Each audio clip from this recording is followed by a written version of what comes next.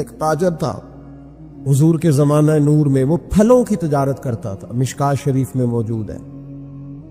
کسی وجہ سے اسے نقصان ہو گیا۔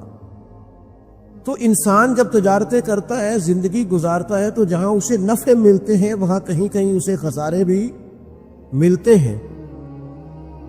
تو الگ بات ہے کہ ہم صرف نفعوں کے قائل ہوتے ہیں، خساروں کے قائل ہی نہیں ہوتے۔ وہ تاجر تھے، پھلوں کے تاجر تھے، بڑی اچھی تجارت کرتے تھے، کسی وجہ سے نقصان ہو گیا۔ اب وہ حضور کی بارگاہ میں آئے۔ ہمارے ہاں یہ ہوتا ہے کہ لوگ کہتے ہیں میرا کیا لینا دینا، بلکہ اگر کوئی بندہ اس طرح کا مسئلہ حل بھی کرا رہا ہو تو کہنے حضرت صاحب تو اڈا نہیں ہے کام۔ اس تاجر نے اس بارگاہ میں آ کے کہا جہاں جو آ جاتا ہے ہمیشہ بامراد ہی جایا کرتا ہے۔ یا رسول اللہ صلی اللہ تعالی علیہ وسلم، میں پریشان ہو گیا ہوں۔ اور پہلے جب آدمی مالدار ہوتا ہے تو دائیں بائیں رش بھی ہوتا ہے، اور جب اس طرح کے حالات ہو جائیں تو وہ جو بڑے قریبی ہوتے ہیں وہ بھی کئی دفعہ ساتھ چھوڑ جاتے ہیں، ساری عمر ہی آٹا گدھا ہے۔ لکھاں کیتے پیڑے، اب وقت آیا ہی تے محمد بخشا کوئی نہیں ہو بیٹھا نیڑے۔ لوگ نکل جاتے ہیں، کمزور پڑ گیا بندہ بیچارہ۔ حضور کی بارگاہ میں عرض گزار ہوا، یا رسول اللہ تکلیف میں ہوں، تاجر تھا، پھلوں کی تجارت کرتا تھا اور مشکات میں موجود۔ نبی پاک علیہ السلام نے دعا بھی فرمائی، کرم نوازی بھی فرمائی، رحمت بھی فرمائی، عطائیں بھی فرمائی، لیکن حضور نے نہ صحابہ سے فرمایا سارے مل کے اپنے بھائی کی مدد کرو۔ تھوڑے پیسے کسی نے دیے، تھوڑے کسی نے دیے، تھوڑے کسی نے دیے، مل کے۔ اور ایسے لوگوں سے جو لوگ بڑے اس کام کے لیے ہر وقت ذہنی طور پر تیار رہتے تھے، ان لوگوں سے کہا اس کے ساتھ چلو، لیکن اس کا قرضہ ابھی بھی جتنا چڑھ گیا تھا اتنے پیسے جمع نہیں ہوئے تھے۔ اللہ کرے میں آپ کو سمجھاؤں، یہ بھی اخلاقی بلندی والا کام ہے کہ کسی شخص کی کمزوری میں اسے اٹھانا، گرتے ہوئے کو سنبھالنا، پھسلنے والے کو سہارا دینا، بکھرنے والے کو بکھرنے سے بچا لینا، ٹوٹنے والے کو ٹوٹنے سے بچا لینا، پریشان ہو جانے والے کو سمیٹ لینا۔ اللہ کے پیارے رسول صلی اللہ تعالی علیہ وسلم نے فرمایا اپنے بھائی کی مدد کرو۔ لوگوں نے مدد کی، لیکن اس حد تک اس کے پاس پیسے نہ ہوئے جتنا اس کا قرضہ تھا۔ اب حضور نے ان لوگوں کو بلایا جن کے اس نے پیسے دینے تھے، اور پیسے دینے والوں سے کہا کہ اس کے پاس اتنے ہیں، اتنے لے لو، اور چلو تم بھی کچھ نیکی کرو، کچھ لے لو کچھ چھوڑ دو۔ حضرت ابو الحسن خرقانی تقریر کر رہے تھے، بات کر رہے تھے، تو کسی نے کہا کہ آپ حضرت بایزید بستامی رحمۃ اللہ علیہ کے سجادہ ہیں، تو حضرت بایزید کیسے آدمی تھے؟ تو فرمانے لگے حضرت بایزید کو جو دیکھتا تھا وہ کلمہ پڑھ جاتا تھا۔ باپ نے تو ماشاءاللہ قبول کر لیا، لیکن وہ جو سامنے بیٹھا تھا اس کی سمجھ میں بات نہیں آئی۔ وہ کہنے لگا حضور آپ نے کہہ دیا ہے، پر میری عقل میں تو نہیں نہ آتا۔ نہیں آتا جس کی عقل میں، تو پھر اس کی عقل میں نہیں آتا۔ میں اکثر کہتا ہوں کہ بہت سارے لوگ ہیں جن کا کوئی پیر نہیں، اور ان کا ہو بھی نہیں سکتا۔ ان کا کوئی پیر اس لیے کہ مطلب اتنا سیانا بندہ اس کا کوئی پیر ہو جائے۔ اور میں تو پیروں کو مشورہ دوں گا کہ مہربانی کرنا ان کے پیر بننا بھی نہ، یہ بڑا مشکل کر دیں گے آپ کے لیے جینا۔ تو بہتری اسی میں ہوتی ہے کہ انسان سمجھے چیزوں کو اور دائروں کے اندر باتوں کو تسلیم کرنے کی عادت بنائے۔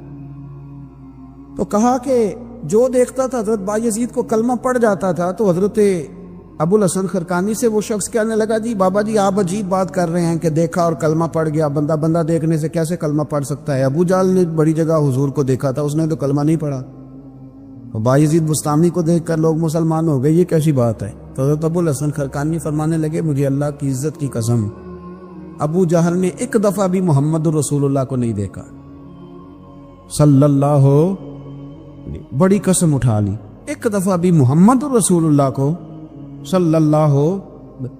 تو شخص کہنے لگا حضور وہ چچا تھے حضور کے، اور دیکھا انہوں نے ایک دفعہ نہیں 1000 دفعہ۔ فرمانے لگے میں سفید داڑھی سے بوڑھا آدمی مسند پہ بیٹھ کے قسم اٹھا رہا ہوں، تو میری بات ہی نہیں سمجھ رہا۔ نہیں دیکھا ابو جہل نے محمد رسول اللہ صلی اللہ علیہ وسلم کو، نہیں دیکھا، تو کہا پھر کسے دیکھا؟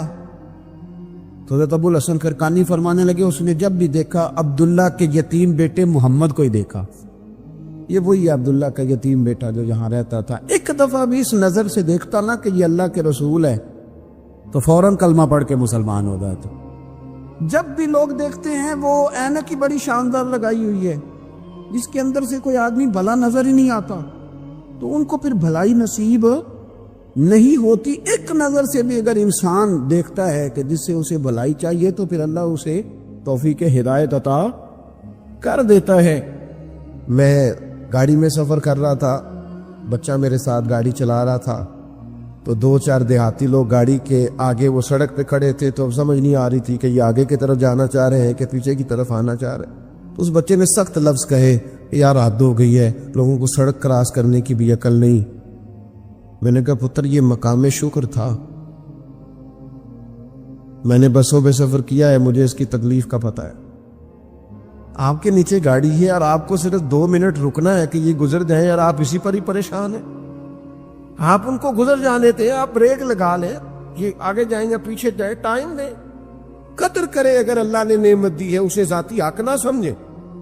ایک تو ناقدری زوال نعمت کا باعث بنتی ہے، پھر ناشکری، جب لوگ شکر نہیں نہ کرتے پھر نعمتیں چلی جاتی ہیں۔ لَإِن شَكَرْتُمْ لَأَزِيدَنَّكُمْ، اگر تم شکر کرو گے تو میں نعمتوں میں اضافہ کر دوں گا۔ اور رب فرماتا ہے وَلَئِن كَفَرْتُمْ إِنَّ عَذَابِي لَشَدِيدٌ، اگر تم نے کفران نعمت کیا تو میرا عذاب بھی بڑا سخت ہے۔ تو اس عذاب کا ایک معنی یہ بھی علماء نے کیا ہے کہ وہ نعمت تم سے چلی جائے گی اگر شکر نہیں کرو۔ کفران نعمت کرو گے، ناشکری کرو گے، وہ نعمت رخصت ہو جائے گی۔ بہت سارے لوگ ہیں قدر ہی نہیں کرتے۔ جہاں بھی آپ ہیں، جس مقام پر بھی ہیں، جہاں بھی ہیں، آپ کا سینہ ہر وقت چوڑا ہونا چاہیے۔ میں اپنے دوستوں کو سمجھانے کے لیے کہا کرتا ہوں کہ میں ناز سے کہتا ہوں جس طرح کے استاد مجھے ملے ہیں دنیا میں کسی کو نہیں ملے، اور جس طرح کے ماں باپ مجھے ملے ہیں میرا خیال ہے شاید کسی کو نہ ملے ہوں، اور پھر اس کے بعد جس طرح کے دوست، شاگرد، مرید، پیار کرنے والے، کہ دیکھو نا دوستوں کو جگہ نہیں ملی، کھڑے ہیں یہاں پہ۔ تو میں پھر کبھی کبھی ناز سے کہا کرتا ہوں خدا جانے بلندی ہے کہ پستی، پر جہاں میں ہوں وہاں کوئی نہیں ہے۔ آپ جہاں ہیں، جس مقام پر ہیں، آپ کی طبیعت شکر کے اندر ڈھلی ہوئی ہو۔ ایک ہمارے یہاں بچہ پڑھا کرتا تھا تو اچھے کھاتے پیتے گھر کا تھا، تو ہر وقت کی لڑائی، فلانی چیز نہیں ملی، فلانی چیز نہیں ملی، ہر وقت کا رٹا۔ تو مدرسے میں بچے کام لگے ہوئے تھے، تو ہماری مسجد کی نا چھوٹی مسجد کی کھڑکیوں سے مدرسہ نظر آتا ہے۔ میں نے اسے کہا پتر وہ دیکھ ذرا کیا ہونے لگا ہے۔ تو مزدور نے پونا کھولا، دوپہر کا ٹائم تھا، پھر اس نے ہاتھ دھوئے، پونا کھولا، پانی رکھا، پھر وہ چھوٹا سا توڑا تھا سیمٹ والا وہ بچھا کے اس پر وہ بیٹھ گیا۔ پھر اس نے جب وہ کھولا نا پونا تو اس میں سے جو روٹی تھی وہ کافی ساری، اچار وغیرہ، سالن، وہ کچھ بونے کو بھی لگ گیا تھا۔ پھر اس نے جس شوق سے بسم اللہ پڑھی ہے نا، اور جس مزے سے روٹی کھائی ہے نا اس نے، اور پھر اسے اس کا تلفظ نہیں ٹھیک ہوگا، پر لفظ تاثیر سے بنتے ہیں، تلفظ سے نہیں۔ ہو سکتا ہے اسے سیکھنے کی ضرورت ہو، لیکن اس نے جب وہ کھا کے ہاتھ اٹھائے نا، اور کپڑے سارے مزدوری سے بھرے ہوئے، اور جس ذوق سے اس نے آسمان کی طرف دیکھا، میں نے کہا پتر اس کو رزق کھانا کہتے ہیں اور اس کو شکر کرنا کہتے ہیں۔ یہ لائن لگی ہوئی ہے کھانے پینے والی چیزوں کی، اور اے میں نہیں کھانی، تو اے میں نہیں کھانی، تو یہ میری پسند کی نہیں ہے، تو یہ میرے ابا جی کہا کرتے تھے بھوک لگی ہوئے تے ہر شے دا سواد ہے، تے نہ لگی ہوئے تے بڑے نخرے نے۔ نہ قدری اور نہ شکری یہ زوال نعمت کا باعث بنتی۔ کبھی نہ شکری نہ کرے، جو چیز ہے اس پر خدا کا ڈھیروں ڈھیر شکر ادا کرے، اور ہر حال میں شکر ادا کرے۔ کہے مالک نے جو مجھے دیا ہے کرم ہی ہو گیا ہے، جو اللہ نے مجھے عطا کی ہے اس پر اس کی رحمت ہو گئی، فضل ہو گیا۔ حضور علیہ السلام نے فرمایا 70,000 لوگ ہوں گے جنہیں رب حساب کے بغیر جنت عطا کر دے۔ فرشتے بھی حیران ہو کے پوچھیں گے وہ تم کون ہو، کوئی حساب کتاب ہی نہیں ہوا؟ وہ کہیں گے ہم وہ ہیں جو ہر حال میں اپنے رب کا شکر ادا کرتے۔ وجود ڈھلے، میں اپنے دوستوں سے کبھی کبھی کہتا ہوں میرا نا وجود ڈھلتا ہے۔ کبھی آپ نے موم بتی دیکھی؟ اس کا وجود ڈھلتا ہے. ایک درویش نے کہا ہے وہ اس لیے ڈھلتا ہے کہ وہ سمجھتی ہے میرے اوپر روشنی ہے, اس روشنی کی وجہ سے وہ ڈھلتی جاتی ہے, وہ نعمت بڑی ہے, میرے اوپر نور ہے, لہذا وہ شکر میں ساری ڈھل جاتی ہے, ملیا میٹ ہو جاتی ہے. تو میں بھی کبھی کبھی دوستوں سے کہتا ہوں یار میرا وجود ڈھلتا ہے خدا کے شکر میں. کبھی کبھی دل کرتا فٹافٹ سجدے میں چلا جاؤں, 1 منٹ نہ لگا. یہ ادارہ مکمل ہوا ہے نا, یہ ہم نے شروع کیا تو مجھے ایک صاحب کہنے لگے 40 سال لنگ جانے نے مولوی مسیطہ نہیں مکمل کر دے, اور میرے دماغ میں بات اڑ گئی. پھر یہ مکمل ہو گیا, اور اللہ کے فضل سے اس طرح مکمل ہوا ہے کہ علماء دیکھنے کے لیے آتے ہیں اور دیکھ کر کے لوٹ کے جاتے ہیں تو کہتے ہیں کمال ہی ہو گئی. تو میں کہتا ہوں خدا جانے بلندی ہے کہ پستی, پر جہاں میں ہوں وہاں شکر کرے, زندگی میں شکر کا مزاج پیدا کرے, شکر کی, اور ہر حال میں کرے. 2 بجے رات کو ایک شخص سید ابو البرکات شاہ صاحب سے مسئلہ پوچھنے آ گیا تو ان کے بیٹے سید محمود احمد رضوی صاحب رحمۃ اللہ تعالی علیہ ناراض ہو گئے, کہنے لگے کوئی ٹائم ہے مسئلہ پوچھنے کا, سویرے نہیں پوچھ سکتے تھے. تو سید صاحب تھے نا, کہنے لگے معبود شکر نہیں ادا کرتے, کوئی اللہ کے رسول کے دین کی بات پوچھنے آیا, آپ مقامی شکر پہ کھڑے ہو نا تو آپ کو زندگی سکون میں ملے گی. تیسری بات جس سے نعمتیں چلی جاتی ہیں وہ تکبر ہے. تکبر صرف ایک ذات کو زیبا ہے, متکبر صرف ایک ہے, وہ اللہ ہے. اللہ کی شان ہے کہ وہ متکبر ہے. پڑھا ہے نا سورہ حشر میں, اس کا ایک صفاتی نام یہ ہے کہ وہ کیوں, اس لیے کہ اس سے بڑا ہی کوئی نہیں, سارے چھوٹے ہیں تو وہ اکبر ہے. تو ہم سے تو بڑے ہی بڑے ہیں نا, بلکہ میرے جیسے بندے سے تو سارے بڑے ہیں نا. اب کرنا کیا ہے, عاجزی. نعمتیں ملے تو بندے میں عاجزی آئے. وہ یہ نہ کہتا پھر شکر ہے جی اللہ کا بڑا فضل ہے جی 300 بندے کو رمضان میں راشن بانٹتا ہوں, شکر ہے اللہ کا جی غریبوں کی مدد کرتا ہوں, میں نے جی ساری زندگی بہن بھائیوں کا بڑا. یہ شکر نہیں کر رہے آپ, یہ آپ بڑھوتری بیان کر رہے, تکبر نہیں. پھر سارے لوگ ہیں جن کے پاس پیسہ آیا رویہ بدل گیا, اقتدار آیا رویہ بدل گیا, 4 دن تازگی آئی رویہ بدل گیا, حالات بدل گئے. اگر آپ ناراض نہ ہوں تو جب تک دکھ تھے تسبیح بھی چل رہی تھی, جب تک تکلیف تھی سجدے بھی ہو رہے تھے. آسانی ہوئی ہے تو سب بھول گئے, یاد ہی نہیں رہا. میرے عزیزو یاد رکھنا کہ تکبر نہیں, اللہ کی نعمت پر کبھی تکبر نہیں, ہمیشہ عاجزی, جھک جانا. بڑی سادی مثال ہے اور سب کو یاد ہے, درخت کو پھل لگ جائے تو ٹہنیاں جھک جاتی ہیں, اور جھکنے کا مطلب یہ ہوتا ہے کہ پھل لگا ہوا ہے, اور اگر درخت کھڑا ہو ٹہنیاں بھی کھڑی ہوں اکڑی ہوئی ہوں تو اس کا مطلب یہ ہے کہ پھل کوئی نہیں. جو بندہ آپ کو جھکا ہوا ملے نا, عاجزی کرتا ملے, سمجھو پھلدار ہے. لیکن اگر تکبر نظر آئے معاذ اللہ تو پھر اس کا معنی یہ ہے کہ اس نے اپنے آپ کو پھلدار نہیں سمجھا. قارون حضرت موسیٰ علیہ السلام کے زمانے کا مالدار ہے, لوگ رشک کرتے تھے اس کے پیسوں پر, اور ایسا مالدار کہ جس کے خزانوں کی چابیاں اونٹ اٹھایا کرتے تھے, پیسہ ہی پیسہ. حضرت موسیٰ علیہ السلام نے کہا زکوٰۃ دو, کہنے لگا اب آپ نے معاذ اللہ پیسے بھی لینے شروع کر دی.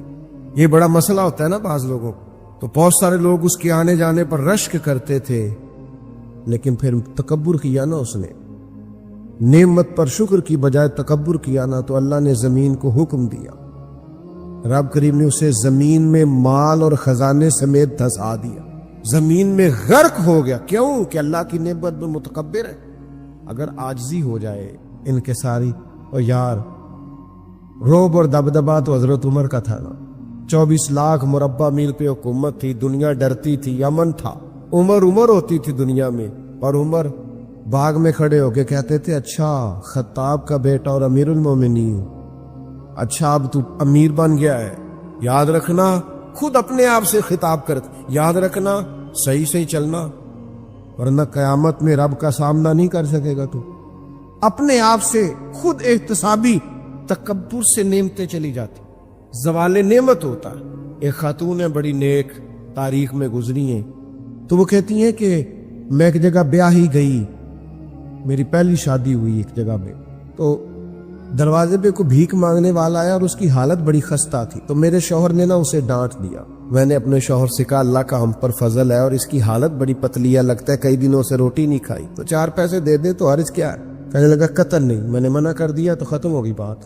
تو بی بی کہتی ہے میرے پاس اپنے ذاتی پیسے بھی پڑے ہوئے تھے جو میکے کی طرف سے مجھے ملے تھے، تو ذرا میرا خامد سائڈ پہ ہوا تو میں نے نظر بچا کے نا اس فقیر کو 4 پیسے دے دیے، چونکہ زیادہ ہی اس کی حالت بگڑی ہوئی تھی۔ تو کہتی میں پیچھے پلٹی تو شوہر پیچھے کھڑا تھا، اس جرم میں کہ میں نے ایک فقیر کو بغیر اجازت پیسے دیے، اس نے مجھے طلاق دے دی۔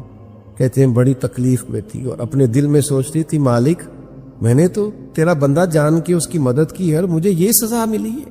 فرماتی ہیں عدت گزر گئی، میرا والد پریشان تھا، پھر ایک رشتہ آیا، میرا نکاح ہو گیا، لیکن اللہ نے مجھے اتنا اچھا شوہر دیا، اتنا نیک شوہر دیا، اتنا کمال آدمی۔ فَإِنَّ مَعَ الْعُسْرِ يُسْرًا إِنَّ مَعَ الْعُسْرِ يُسْرًا، مشکل کے بعد اللہ آسانی دیتا۔ کمال شوہر اللہ نے مجھے دیا، نیک، صالح، محبت کرنے والا۔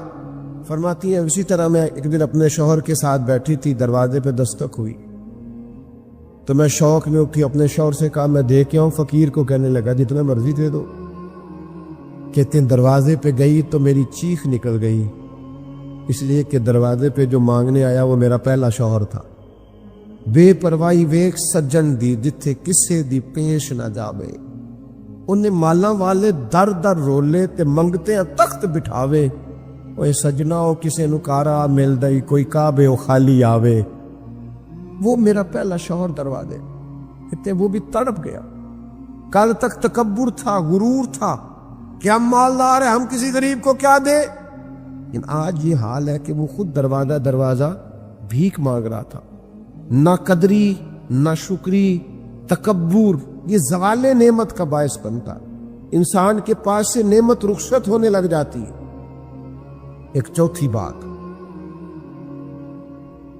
جو زوال نعمت کا باعث بنتی ہے وہ یہ ہوتی ہے کہ اللہ کی نعمت کو صرف اپنا حق سمجھ لینا۔ اللہ نے جو ہمیں دیا ہے نا وہ سارا ہمارا نہیں ہوتا، اس میں مسکین کا بھی حق ہوتا ہے، یتیم کا بھی حق ہوتا ہے، کمزور کا بھی حق ہوتا ہے، سائل کا بھی حق ہوتا ہے۔ سخت جملہ ہے اور چلو کوئی بات نہیں، کبھی کبھی کڑوی گولی سے بھی فرق پڑتا ہے۔ بعض لوگوں کو اللہ نعمت دیتا ہے وہ سانپ بن کے بیٹھ جاتے ہیں، وہ سمجھتے ہیں ہمارا حق ہے اور کسی کو دے کے احسان جتلاتے ہیں۔ میں ایک محفل میں گیا تو مجھے کہنے لگے 2 عمرے کے ٹکٹ بھی ہم نے دینے ہیں تو آپ نکال کے جائیں۔ میں کہا جنہوں دینے دے چپ کر کے دے دیو، یہ نہیں دیے جاتے۔ آپ نے اس کی فوٹو ہی بنانی ہے، کسی کو عمرہ کرا رہے ہو چپ کر کے دے دو، ختم ہو گئی بات۔ بچیوں کی، غریب بچیوں کی شادی کرانی ہے تو وہ ساری لائنوں میں بنا کے تصویریں بنانے کی کیا ضرورت؟ آپ سانپ بن کر نہ بیٹھیں۔ اللہ نے جو نعمت دی ہے، اور مشکات میں حدیث ہے حضور علیہ السلام نے فرمایا رب تمہیں جو رزق دیتا ہے تمہارے ضعیف اور کمزور لوگوں کی برکت سے عطا کرتا ہے، تو ان کی برکت سے تو تمہیں مل رہا ہے اور تم تکبر کرتے جا رہے ہو، غرور کر رہے ہو، اور تم کہتے ہو نہیں یہ میرا حق تھا۔ حق نہیں تھا بھائی، خدا نے اپنے فضل سے عطا کیا۔ اچھا پھر کچھ بندے بھول ہی جاتے ہیں، گاؤں سے آ کر پڑھنے والے بھول ہی گئے کہ کس کی ماں نے کتنا زیور بیچا تھا، وہ جدی پشتی امیر بن جاتے، وہ کہتے ہو نہیں جی اللہ دا فضل ہے جی، دادا جی دی بھی بڑی گل سی۔ بھئی دادا جی دی گل صرف زمین نال ہوندی ہے؟ ویسے آپ ایک اچھا انسان کا جھوٹ کیوں بولتے ہیں؟ صحیح بخاری میں حضرت ابو ہریرہ رضی اللہ تعالیٰ عنہ سے حدیث مروی ہے، بڑی مشہور ہے۔ نبی پاک علیہ السلام نے خود ایک قصہ بیان فرمایا بنی اسرائیل کا۔ حضور فرمانے لگے 3 شخص تھے، ایک کوڑ کے مرض میں مبتلا تھا، کوڑا تھا، ایک گنجا تھا، ایک نابینا تھا، ہر وقت پریشان رہتے تھے۔ میرے رب نے ان کو آزمانے کا فیصلہ کیا۔ دیکھو اللہ کے آزمانے کا طریقہ کیا ہے۔ ایک فرشتہ انسانی شکل میں آیا، سب سے پہلے جس کو کوڑ کا مرض تھا اس کے پاس آیا۔ حضور سید عالم صلی اللہ تعالی علیہ وسلم بیان فرماتے ہیں اس نے آ کے اس سے کہا کیا چاہتے ہو؟ اس نے کہا یار مجھے کوڑ کا مرض ہے، لوگ مجھ سے نفرت کرتے ہیں، گھن کرتے ہیں، کاش میری کھال ٹھیک ہو جائے، جلد ٹھیک ہو جائے، بیماری چلی جائے۔ تو فرشتے نے ہاتھ پھیرا، اللہ نے شفا عطا کر دی۔ شفا کس نے دی؟ ہاتھ کس نے پھیرا؟ تو کوئی حرج نہیں، اگر کسی وقت کوئی بزرگ دم کر دے، ہاتھ پھیر دے تو شفا اللہ ہی دیتا ہے۔ بخاری میں موجود ہے جو روایت عرض کر رہا ہوں۔ فرشتے نے ہاتھ پھیرا، اللہ نے، اب فرشتہ اس سے پوچھتا ہے پسند کیا ہے، مال کون سا پسند ہے؟ کہنے لگا اونٹ بڑے پسند ہے۔ تو فرشتے نے ایک حاملہ اونٹنی اسے دی اور برکت کی دعا بھی دی۔ اب فرشتہ آیا گنجے کے پاس، جناب کیا چاہتے ہیں؟ اس نے کہا میں گنجا ہوں، سر پہ بال نہیں ہے، اس کی وجہ سے چہرے پہ کوئی حسن بھی نہیں ہے، لوگ گھن کرتے ہیں، کبھی میرے بال آ جائے نا۔ فرشتے نے ہاتھ پھیرا، بال اللہ نے عطا کیے، اس کو شفا ہو گئی۔ اب فرشتے نے اس سے کہا کہ مال کون سا پسند ہے؟ کہنے لگا گائے بڑی پسند ہے۔ فرشتے نے اس کو ایک حاملہ گائے دی اور برکت کی دعا بھی دی۔ اب فرشتہ اندھے کے پاس آیا، کیا چاہتے ہیں؟ اس نے کہا رب نے بڑی سونی کائنات بنائی ہے پر میں دیکھ نہیں سکتا، کبھی آنکھیں مل جائے نا تو ساری رونقیں ہی بحال ہو جائے۔ فرشتے نے ہاتھ پھیرا، شفا۔ یاد رہے گا مسئلہ، یہ اتنا سا مسئلہ جس میں لوگ بڑی جلدی اڑ جاتے ہیں۔ فرشتے نے آنکھوں پہ ہاتھ پھیرا اور اللہ نے شفا عطا کر دی۔ فرشتے نے کہا پسند کیا ہے؟ کہا بکریاں بڑی پسند ہے۔ ایک حاملہ بکری بھی دے دی اور دعا بھی کر دی۔ اب وہ جس کو اونٹنی دی تھی حاملہ، اس کی حضور فرماتے ہیں پوری وادی اونٹوں کی بھر گئی، اور جس کو گائیں دی تھی اس کی پوری وادی گائیوں سے بھر گئی، اور جس کو بکری دی تھی پوری وادی ریوڑوں کے ریوڑ بکریوں کے تیار ہو گئے۔ اب رب نے فیصلہ کیا آزمائش کرنے کا۔ میں نے بہت پہلے کہا تھا، بات پھر دہراتا ہوں، زوال امتحان نہیں ہوتا، عروج امتحان ہوتا ہے۔ اصل تو آپ کا پتہ عروج کے دنوں میں چلتا ہے۔ اللہ نے فرشتہ بھیجا، وہی انسانی شکل میں سب سے پہلے اس کوڑ کے مرض والے کے پاس آیا، کہا یار میں مسافر ہوں، کہیں سفر پہ جانا تھا، تو اللہ کی مدد، آپ کا تعاون درکار ہوا تو سفر ہو سکتا ہے، ایک اونٹ مجھے چاہیے۔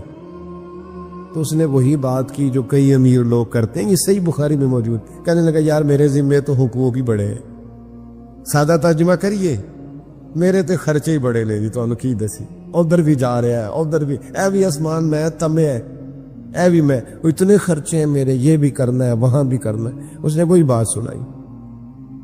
تو وہ فرشتہ کہنے لگا تو پہلے کوڑی نہیں تھا، تو ناراض ہو گیا۔ کہنے لگا میں تو جدی پشتی رئیس اعظم، وہ باپ دادا کی جائیداد ہے ساری جو مجھے ملی ہوئی۔ اس نے کہا اگر تو جھوٹا ہے نا تو اللہ کرے اسی طرح کا ہو جائے جس طرح کا پہلے تھا۔ اب وہ آیا گنجے کے پاس، اس سے کہا مسافر ہوں، سفر پہ جانا ہے، اللہ مدد کرے، آپ تعاون کریں تو سفر آسان ہو سکتا ہے، مجھے ایک گائے چاہیے، اگر آپ دے دیں تو۔ وہ کہنے لگا میرے تو ذمے حقوق ہی بڑے ہیں۔ اس نے کہا یار تو پہلے گنجا نہیں تھا، بیمار نہیں تھا، کچھ بھی نہیں تھا، بھوک تھی۔ کہنے لگا خبردار، میں تو جدی پشتی رئیس آدم ہوں، باپ دادا سے امیر ہوں۔ اس نے کہا اچھا اگر تو جھوٹا ہے تو ویسا ہی ہو جائے جیسا پہلے۔ اب وہ آیا نابینا کے پاس، اس نے آ کے کہا مسافر ہوں، سفر پہ جانا ہے، اللہ مدد کرے، آپ تعاون کریں تو سفر آسان ہوگا، مجھے ایک بکری چاہیے اللہ کے نام پر۔ تو وہ اندھا کہنے لگا رب کے نام پر تو نے لینی ہے تو ایک کیوں لیتا ہے، جتنی چاہیے لے لے۔ اور میں تو پہلے اندھا تھا، میں مسکین پرانا خادم، کسے در ملی نہ ٹوئی، اے تے واصف یار نے نظر جو کی تھی، تے واصف شروع سے پڑھتے ہیں، سے ثبوت نہ پوچھو میں تو، پلا نظر کرم قد ہوئی، اے میں جانا یا دل بر جانے، غیر نہ جانے کوئی، میں مسکین پرانا خادم، کسے در ملی نہ ٹوئی، اے تے واصف یار نے نظر جو کی تھی، تے واصف ہی ہوئی، میں تو اندھا تھا، پلے شے ہی کوئی نہیں تھی، تو کریم نے کرم کیا، جتنی تیرا دل کرے لے جا۔ تو فرشتہ کہنے لگا امتحان کے لیے آیا تھا، ایک کی بھی ضرورت نہیں، لیکن تیرے دو دوست امتحان میں ناکام ہوئے ہیں، رب ان سے ناراض ہو گیا، تو کامیاب ہوا ہے اور اللہ تجھ سے راضی ہو گیا ہے۔ وہ دونوں جو تھے امتحان میں ناکام ہوئے تو نعمتیں چھن گئیں، صحت چھن گئی، پھر کوڑے، پھر گنجے ہو گئے۔ اس کو اللہ تبارک و تعالیٰ نے اور عطا کیا۔ زوال نعمت کب ہوتا ہے؟ جب لوگ راہ خدا میں خرچ نہیں کرتے، غریب کا، مسکین کا، لاچار کا خیال نہیں رکھتے۔ جیسے جیسے پیسے آتے جاتے ہیں ذاتی خرچے بڑھتے جاتے ہیں، ذاتی معاملات ہی بڑھتے جاتے ہیں۔ آہستہ آہستہ لوگ کہتے ہیں خود جی آپ کو پتہ ہے نا، پھر ہمارا گھر بڑا وسیع ہے تو بڑے مسئلے ہیں، تو بڑے خرچے ہیں، تو بڑی چیزیں ہیں۔ بھائیو، زوال نعمت کے معاملے میں اپنے رب کا خوف پیدا کریں، اللہ سے ڈریں ہر وقت۔ جب تک نعمتیں نہیں نہ ہوتی گزارا ہو جاتا ہے، اگر ملنے کے بعد چھن جائیں تو پھر تکلیف بہت زیادہ ہوتی۔ تو زوال نعمت سے بچنے کے لیے تکبر سے بچیں، ناشکری سے بچیں، ناقدری سے بچیں، اور پھر صرف اپنا حق سمجھنے سے بچیں۔ اسے پانٹیں، عاجزی میں رہیں، شکر میں رہیں۔ آپ محسوس کریں گے کہ لئن شکرتم لازیدنکم، اگر شکر ادا کرو گے تو میں نعمتوں میں اضافہ کر دوں گا، نعمتیں محفوظ بھی ہو جائیں گی، ان میں اضافہ بھی ہوگا۔ ہر وقت نبی کریم شکر ادا کرتے، ہر وقت صحابہ اور اہل بیت مقامی شکر پر فائز رہتے۔ یہ مقامی شکر انسان کو زوال نعمت سے بچاتا ہے۔ اپنے آپ پر غور کرے، اگر کوئی بھی نعمت موجود ہے، وہ اولاد کی صورت میں ہے، وہ صحت کی صورت میں ہے، وہ بہن بھائی، ماں باپ، دوست احباب، بیوی بچوں کی صورت میں، جو بھی انعام اللہ کے موجود ہے، اس میں کبھی تکبر کا شکار نہ ہو، خود پسندی کا شکار نہ ہو، کبھی کوئی ایسا کام نہ کرے جس سے اللہ تعالیٰ کی ناراضگی کا موجب بنے۔ اللہ تبارک و تعالی ہمیں عمل کی توفیق عطا کرے۔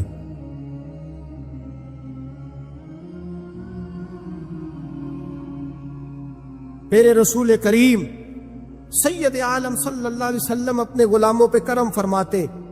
شاہ ولی اللہ محدث دہلوی ہندوستان میں جتنے مکاتب فکر ہیں سب کے متفقہ پیشوا ہے شاہ ولی اللہ۔ جو بھی کسی مکتبہ فکر سے تعلق رکھتا ہے، شاہ ولی اللہ صاحب سے اس کا سلسلہ حدیث ملتا ہے۔ شاہ ولی اللہ صاحب کہتے ہیں میرے ابا جی شاہ عبد الرحیم محدث دہلوی بیمار ہو گئے، ساری زندگی نبی پاک کا دین پڑھایا، ساری زندگی حضور کے فرمان سے لوگوں کو آگاہ کیا، قرآن و سنت کا درس دیا، فالج ہو گیا، لوگ باتیں کرنے لگے۔ کہتے ہیں میرے والد صاحب کہتے ہیں میں رونے لگا کہ یا رسول اللہ میں کسی اور کا تو نہیں، میں تو آپ کا ہوں، نظر کرم ہونی چاہیے۔ فرماتے ہیں میرے والد گرامی کہ اچانک میرے گھر میں روشنی پھیلنے لگی، خوشبو آنے لگی، اور میرے استاد گرامی شاہ عبد العزیز محدث دہلوی خواب میں آئے، کہنے لگے عبد الرحیم یہ چارپائی سیدھی کر، جس طرف تیری چارپائی کے پیر ہے یہ دروازہ اس طرف کھلتا ہے، جلدی سے سائیڈ بدل۔ کہتے ہیں میں نے فٹافٹ شاگردوں سے کہا سائیڈ بدل دی۔ میں نے کہا استاد جی کیا ہونے لگا ہے؟ کہنے لگے تیرے گھر میں رسول اللہ تشریف لا رہے ہیں، نبی پاک کی جلوہ فرمائی کا وقت ہے۔ انفاس العارفین میں شاہ ولی میں نے اس آدمی کی بات چھیڑی ہے جو سب کے متفقہ ہے۔ کہتے ہیں اندر آئے، نور آیا، روشنی آئی، خوشبو آئی۔ شاہ عبد الرحیم صاحب کہتے ہیں میں کیا دیکھتا ہوں، مصطفیٰ کریم آئے ہیں، ایک طرف ابو بکر صدیق ہے، دوسری جانب مولا علی شیر خدا ہے۔ فرماتے حضور تشریف لائے، اپنا کوئی ملے تو دکھ سارے یاد آ جاتے ہیں۔ کہتے ہیں وہ بیماری کا دکھ، ایک تنہائی، ایک غربت، ایک بیماری، ایک بڑھاپا، ایک لوگوں کے تانے، حضور کو دیکھا نا تو میرے آنسو دریا کی طرح بہے۔ کہتے ہیں رسول پاک میرے قریب آئے، میں فالج زدہ تھا، اٹھ نہیں سکتا تھا، چارپائی پہ بیٹھے بیٹھے میں نے حضور کے سینے پہ سر رکھ دیا اور رونے لگا، میرے آنسو حضور کے کرتے پہ گرنے لگے۔ کہتے ہیں نبی پاک کی داڑھی مبارک میرے چہرے سے لگنے لگی۔ اتنی تسلی دی محبوب نے، اتنی تسلی دی کہ فرماتے اگلے پچھلے سارے غم ہی میں بھول گیا، مجھے لگا کہ دنیا کا خوش قسمت خوش نصیب شخص میں ہوں اور مجھے فرشتے جن اور انسان سلامی دینے آ رہے۔ شاہ عبد الرحیم صاحب کہتے ہیں جہاں جہاں درد تھی نبی پاک نے دستے شفا پھیرنا شروع کیا۔ کہتے ہاتھ حضور کا لگتا گیا، شفائے اللہ عطا فرماتا گیا. فرماتے شفائیں دوڑ گئی، خوشبوئیں پھیل گئی، طاقتیں آ گئی. فرماتے حضور نے تھپکی دی، کہا بس کر دے، میں آج ہو گیا ہوں، میں آج ہو گیا ہوں. تسلی دی مصطفیٰ کریم، تسلی. خواب میری وچ آیا ماہی، میں اودے گل وچ پا لئیاں باواں، پھر ڈر دی ماری اکھ بھی نہ کھولا، کتے پھر وچھڑ نہ جاواں. چر ہویا مینوں ترلے لیندیاں، کدی موڑ میرے ول واگاں. خواب میری وچ ایک وار دیا میں ساری عمر نہ جاگا. کہا نبی پاک بس کرنا، آج ہو گیا ہو. کہتے میرا دل کیا کہ حضور جا رہے ہیں تو کوئی تحفہ ہی عطا کر دے.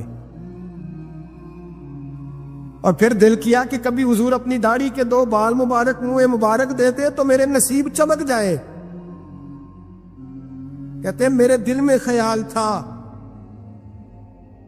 قربان جاؤں میرے رسول پاک نے یوں داڑھی پہ ہاتھ پھیرا اور 2 منہ مبارک اتارے، فرمایا چل یار فکر نہ کر، تو رکھ لے. کہتے حضور نے مجھے دیے، اللہ کے حبیب جانے لگے، دروازے تک پہنچے تو میں نے اپنی چارپائی کو ٹٹولا تو بال ہی نہیں. میرے دل میں خیال آیا منہ مبارک کہاں گئے.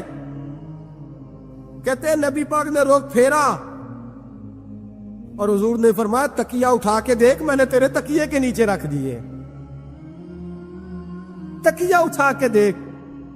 فرماتے حضور چلے گئے. سویرے چنگا بھلا اٹھ کے چلنے لگا تو لوگ کہنے لگے یہ کرشمہ کیسے ہوا.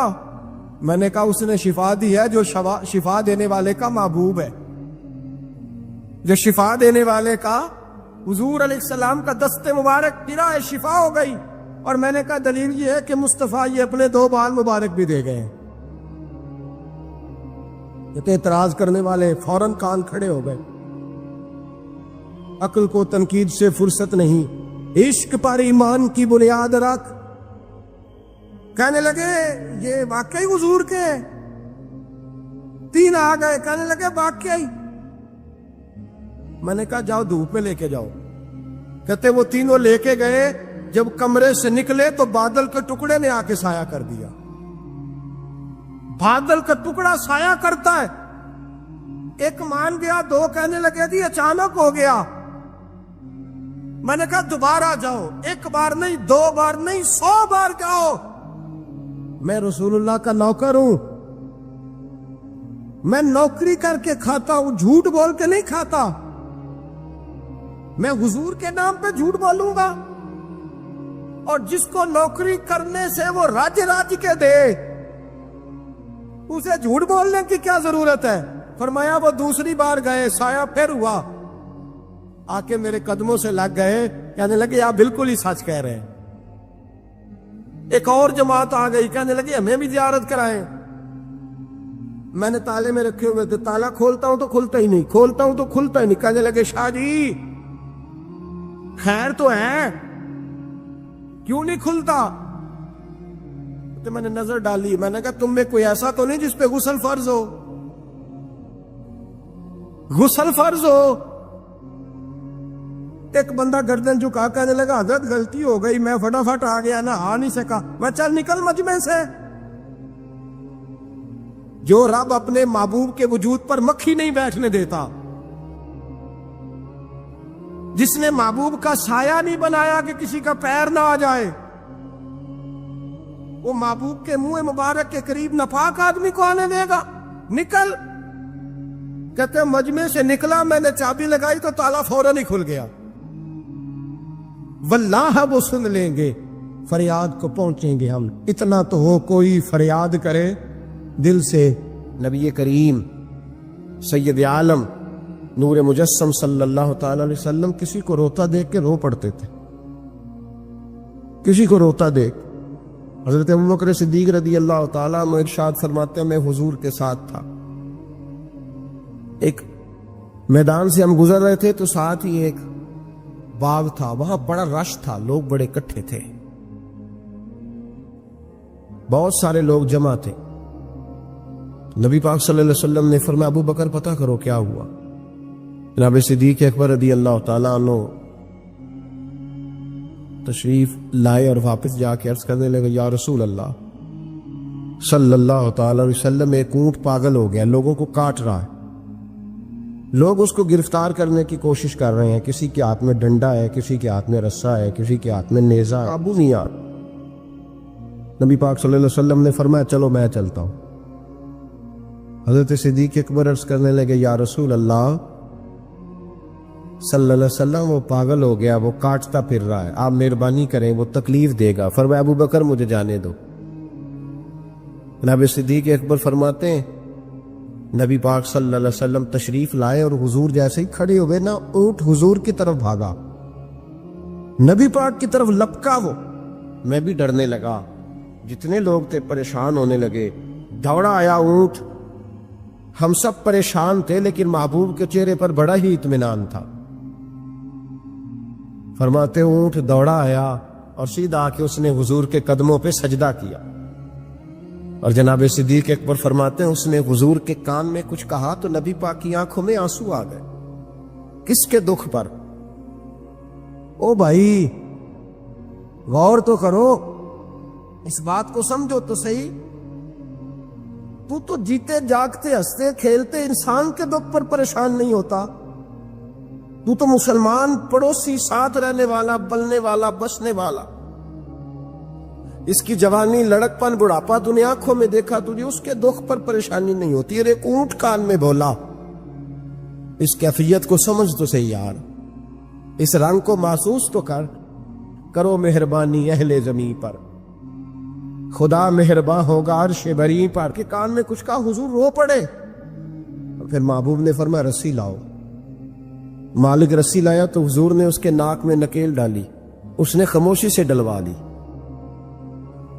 حضور نے اس کے ہاتھ میں دیا اور فرمایا تو کہتا ہے پاگل ہو گیا، وہ شکایت کر رہا ہے کہ حضور گرمی میں تپ جاتا ہوں پر پانی کا گھونٹ نہیں دیتا، یا رسول اللہ صلی اللہ علیہ وسلم یہ میری طاقت سے زیادہ مجھ پر بوجھ رکھتا ہے، محبوبہ میں تیرے سوا کس کو دکھ بتاؤں، کام زیادہ لیتا ہے، چارہ کم ڈالتا ہے۔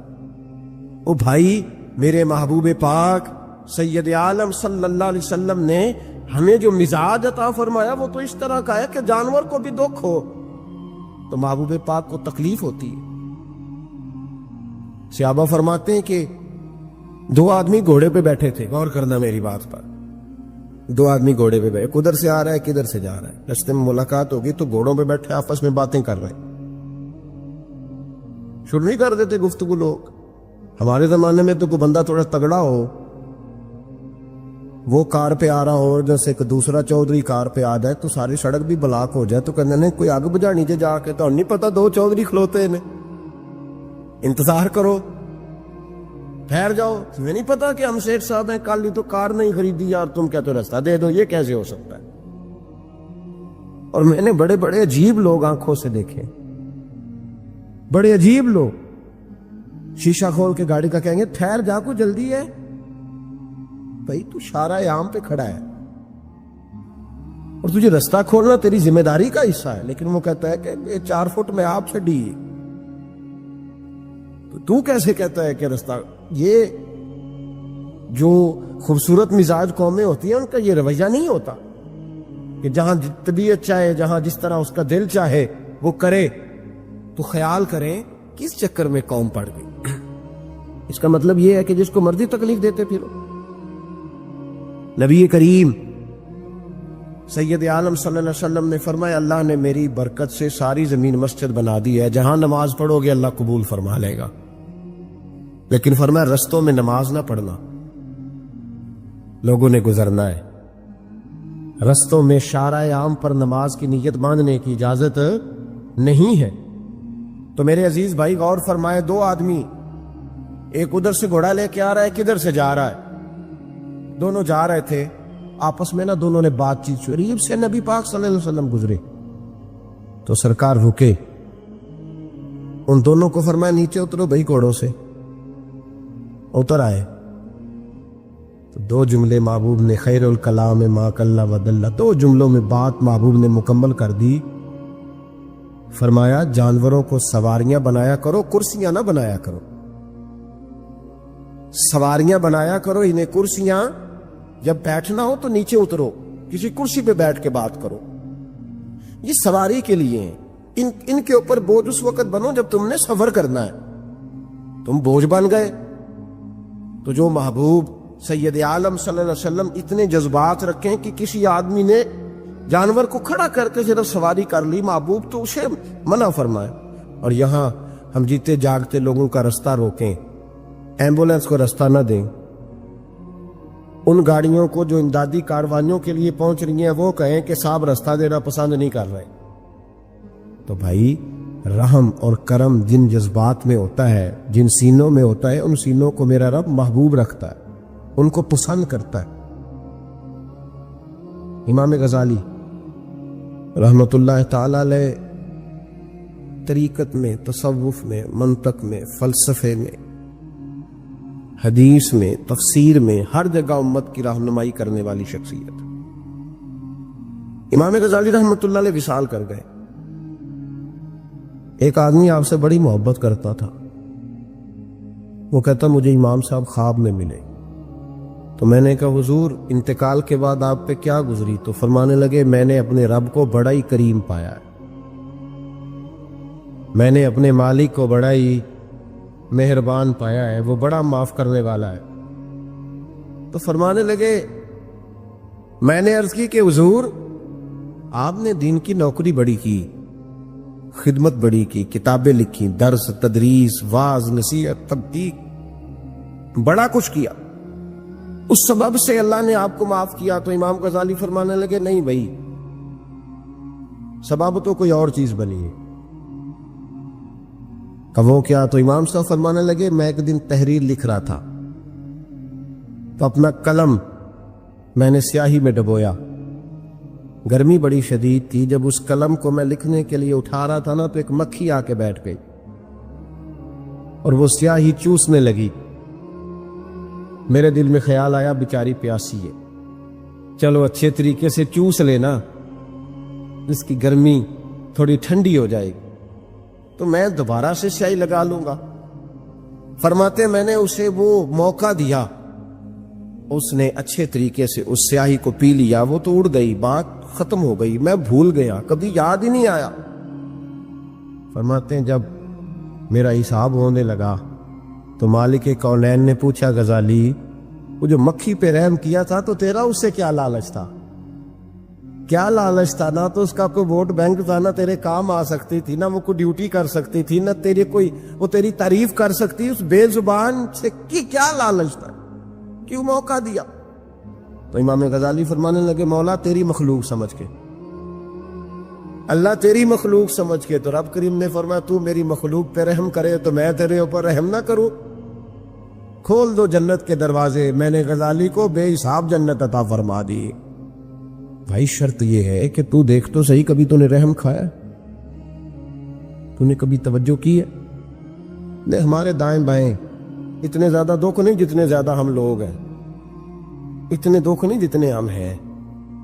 اگر تھوڑا سا غور کر، آپ یقین کریں ہماری گفتگو ہماری ذات سے شروع ہوتی ہے اور ختم بھی ہماری ذات پر ہی ہوتی ہے۔ او بھائی تو صرف اپنے آپ کو سجانے سنوارنے جو میرے ذہن میں آیا، اور یہ جو ہمارے تعلقات ہیں نا دنیا میں، یہ بھی ہم نے اپنی ذات کے لیے رکھے ہوئے۔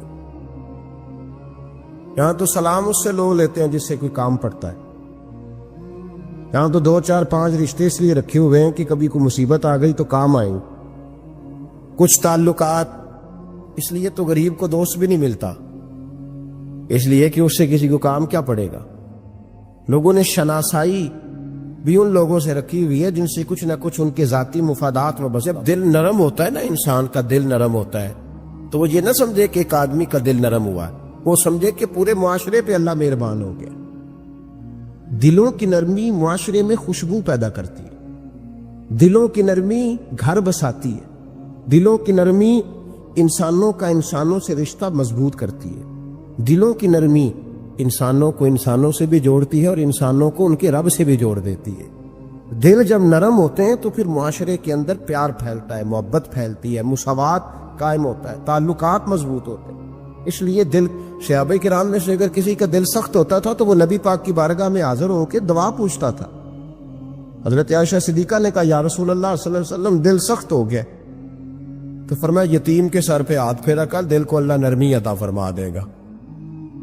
ایک صحابی نے عرض کی حضور دل سخت ہو گیا, تو نبی پاک نے فرمایا موت کو یاد کیا کر, تیرا دل نرم ہو جائے. ایک نے کہا حضور میرا دل زنگ آلود ہو گیا, تو محبوب نے فرمایا قرآن پاک کی تلاوت کیا کر.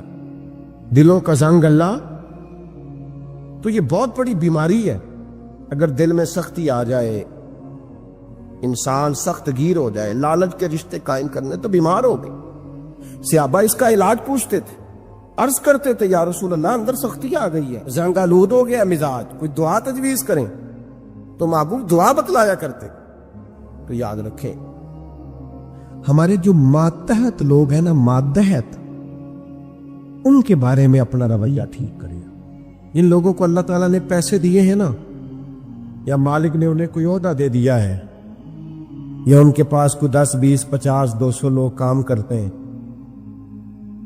وہ تھوڑا سا سوچیں کسی وقت بیٹھ کے کہ میں آج ایک فیکٹری کا آنر بن کر اور ایک ادارے کا سربراہ بن کے بیٹھا ہوا ہوں, اگر کل مجھے وہاں کھڑا ہونا پڑ جائے جہاں مزدور کھڑے ہیں, تو پھر میرا حال کیا ہو. وہ جو اپنے ماتحت کے ساتھ ہمارا رویہ نا, یعنی حکم چلانے کا ایک مزاج ہے. میں ایک دفعہ ایک بڑی محفل نعت میں مہمان خصوصی بنا لیا گیا, تو میں نیچے اتر رہا تھا, تو کوئی صاحب تھے اس محفل میں جو کسی خاص نشست پر وہ بھی بٹھائے گئے تھے, اور میرے ساتھ وہ باتیں بھی کر رہے تھے. باتیں کیا کرنی ہوتی ہیں, بعضوں کا زیادہ مسئلہ تو تصویروں کا ہوتا ہے, تو بھی چل رہی تھی اور نظام چل رہا تھا آگے آگے. تو میں جب نیچے اترا تو ایک غریب آدمی میرے گلے میں پھولوں کا ہار ڈال کے کہنے لگا پیر صاحب میں بھی سینہ ملا لوں. تو ان سے سینہ جو ملا تو میرے کان میں کہنے لگے وہ جو آپ کے ساتھ کان میں ہنسا اس کے باتیں کر رہا تھا, محفلیں بڑی بڑی کراتا ہے, اسے کو مزدوروں کا حق بھی صحیح ادا کیا کرے. آج بھی کیتی جاندے ہو تے لہو بھی پیتی جاندے ہو, ہو کے مال یتیماں دا پیٹ مسیتی جاندے ہو, تسی پٹ بھی لاتے سیدھے نہیں, اٹوپیے سیتی جاندے ہو, نفس تے چھری پھیر دے نہیں تے دمبے کیتی جاندے ہو. فرض بھلائی بیٹھے ہو, فرض بھلائی بیٹھے ہو, فرض بھلائی بیٹھے ہو, ایویں نفلہ نیتی جاندے ہو, اور دسو تے سے گزرے سالو ایک ہی کیتی جاندے ہو. اللهم صل على سيدنا محمد النبي الأمي وعلى آله وصحبه وسلم. اللهم صل على سيدنا محمد النبي الأمي وعلى آله وصحبه وسلم. اللهم صل على سيدنا محمد النبي الأمي وعلى آله وصحبه وسلم. اللهم صل على سيدنا محمد النبي الأمي وعلى آله وصحبه وسلم. اللهم صل على سيدنا محمد النبي الأمي وعلى آله وصحبه وصحبه وسلم اللهم صل على سيدنا محمد النبي الأمي وعلى آله وصحبه وسلم اللهم صل على سيدنا محمد النبي الأمي